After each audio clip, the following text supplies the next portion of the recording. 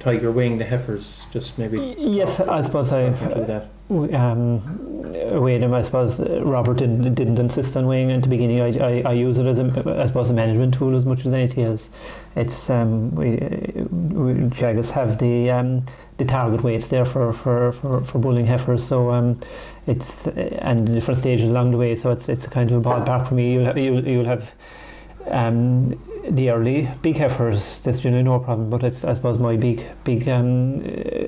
focus is bringing the smaller calves, getting them up to the bulling weight for EI starts for the spring animals in early April every year, so they need to be the target weight by that day. So for me, it's a lot cheaper for me to put on weight if I have to feed them a little bit more ration earlier in life when they're smaller.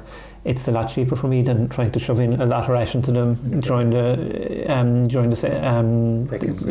it's not the second winter, it's the second grazing or late in the winter, in the first winter. How often do you weigh the calves, I would say? The calves are weighed about 3 times. They're weighed in May, early June during the summer again, and maybe at housing time late November, early December. And how do you use those weights then? Do you separate out heifers? I suppose we try and the way to try and get towards the Teagasc target weights.